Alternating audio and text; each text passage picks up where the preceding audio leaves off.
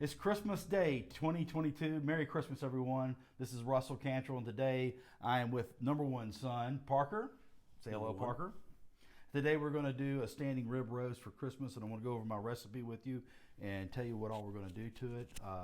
We'll get this meat set up, and then we'll show you what ingredients we're going to use, and then our target temperature on the big green egg, and then we'll go from there. More to come. All right, first things first, off camera I washed my hands, so now we're ready to prepare our meat. I'm going to start off with covering this with olive oil.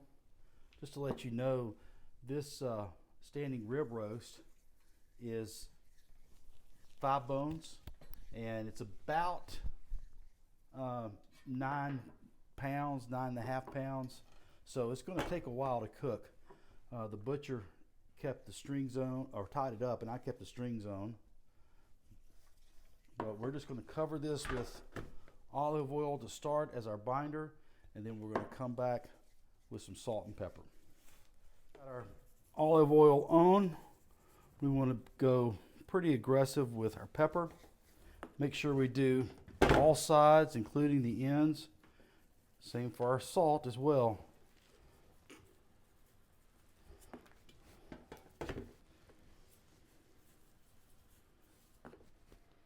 Okay, we've put our heavy dose of salt and pepper onto our standing rib roast. Now we want to use, to add a little bit more color, Holy Cow Meat Church product. Treat it like you did with your pepper, covering all sides and the front and back.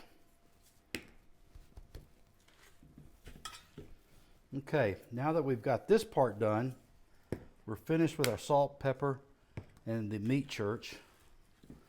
I've got half a dozen garlic cloves. We're going to put a slit in, take the clove, work it into that spot, and I'll do that a few more times.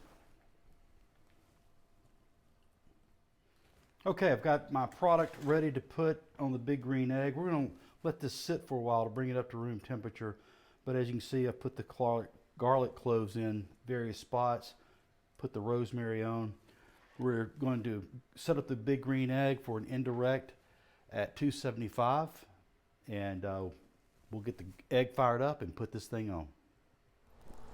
We're out at the big green egg. We've done a couple of things with our wood chunks. I've got hickory and pecan. I took a half onion and quartered it, and I put some garlic cloves in. We're going to get our deflector set up, let our wood chips burn off for about 20 minutes, and we're going to bring this up to temperature, and we'll put our... All right, we're back at the big green egg.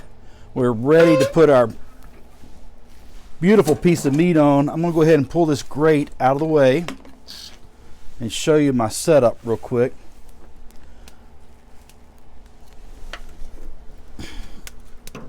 I've got a stick of butter and some beef broth there, and that's going to sit right under the meat. I put Pam on the grate.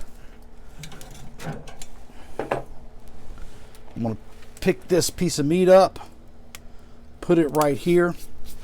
I've got to set my probes for my thermometers. I'll do all that, and we'll keep an eye on it. Come look at it in about an hour. Again, my target temperature, I want it 275 to cook. Internal 110. All right, we've been about an hour and 20 minutes. Let's just do a quick check. The temperature is just above 275. Let's look at the product here. I'm going to do a quick check of the temperature, internal temperature. What is that, 58 degrees? I'm in pretty good shape. We got a little bit more to go. We'll close that and let it do its magic. Off the green egg, we hit an internal temperature of 110 degrees. We've pulled it, and we're going to let it sit. We're going to wrap it and just let it sit for about 20-30 minutes. And let all those juices do whatever they do. Okay, we pulled our rib roast off the big green egg, and we're ready for serving. We let it rest for about 20 30 minutes wrapped up. I'm going to cut the set's bones off.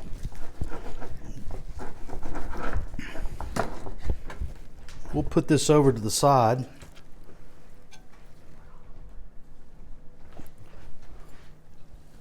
I'm going to go right down the middle.